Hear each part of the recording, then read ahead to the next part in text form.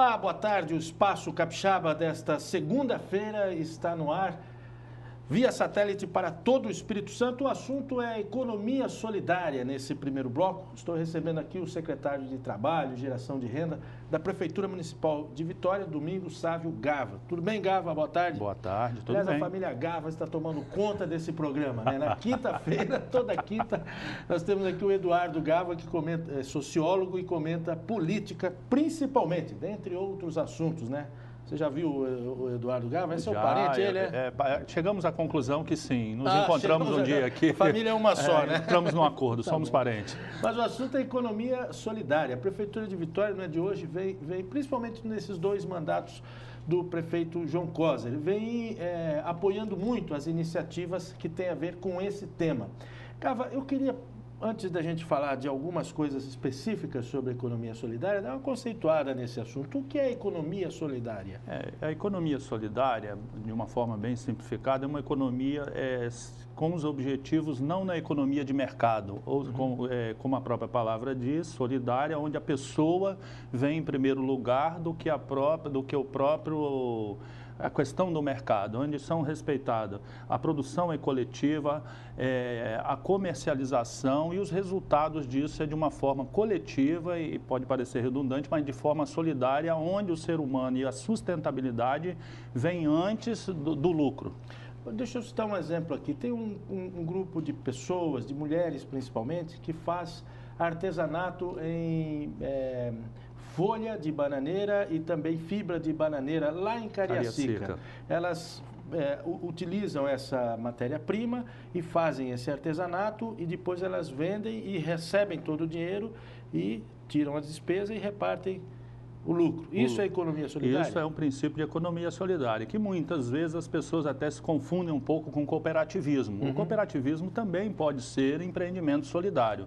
Ocorre que hoje as cooperativas já estão se estruturando, algumas delas, de um modelo empresarial, com empregados e tal, aí já não é mais economia solidária. Solidária, todos os envolvidos estão, como você bem exemplificou, a questão aí de Cariacica do artesanato solidário, a produção, todo o desenvolvimento, toda a gestão, é um processo de autogestão dos próprios envolvidos no processo de produção. Ou seja, o processo de produção, de comercialização, de venda e o resultado disso vem para aquele conjunto que participa do empreendimento. Quer dizer, as pessoas se unem porque têm as afinidades ali, não só a questão financeira, estão numa mesma comunidade quase sempre, ou são de um mesmo grupo.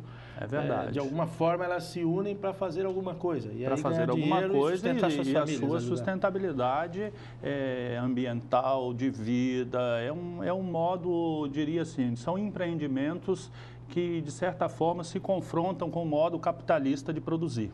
Certo. Agora, dá a impressão, você falando, que isso é algo altamente voluntário. É isso mesmo? Toda vez que você organiza algum tipo de grupo, uma associação, uma cooperativa, um empreendimento de economia solidária, ele começa de maneira voluntária, mas ele tem uma organização e, em alguns casos, por exemplo, no sul do Brasil, mesmo no ABC, que algumas empresas que tiveram lá concordata, quebraram, os próprios trabalhadores se apropriaram e transformaram aquelas empresas em empreendimentos solidários. Certo. Então, porque às vezes as pessoas também confundem, parece aquela coisa meio filantrópica, meio de pequeno porte. Não, pode ser de pequeno porte, mas pode ter. Nós temos empreendimentos solidários no Brasil de grande porte, de nível, de estatura e de empreendimento bastante elevado. Como a própria recuperação de grandes empresas. Eu lembro, se não me engano, na região de Volta Redonda, Três Rios, ali no Rio de Janeiro, houveram várias iniciativas nesse sentido. Mas quando eu perguntei sobre a impressão de que é altamente voluntário, porque não sobre ser ou não formal, mas assim, qual é o papel e até onde vai a necessidade de uma participação do poder público nisso? O poder público, ele entra como fomentador, o indutor, porque ele como você disse, uma coisa que você começa inicialmente como voluntário, ele tem pouca capacidade estrutural de se manter. Então, o Ministério do Trabalho e Emprego, com o nosso secretário nacional, que é o professor Paul Singer, uma referência nacional na área de economia, ele é internacional. Área, né?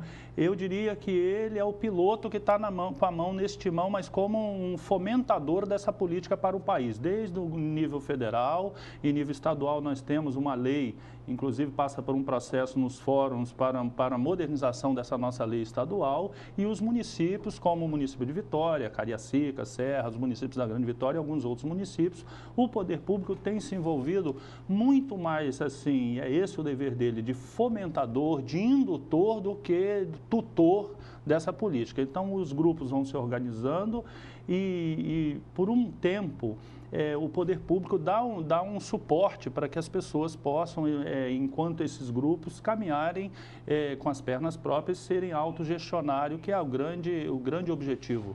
Bom, o que a gente percebe é que de 2003 para cá houve um incentivo muito grande dentro do Ministério do Trabalho para incentivar a criação desses grupos, acompanhar mais de perto.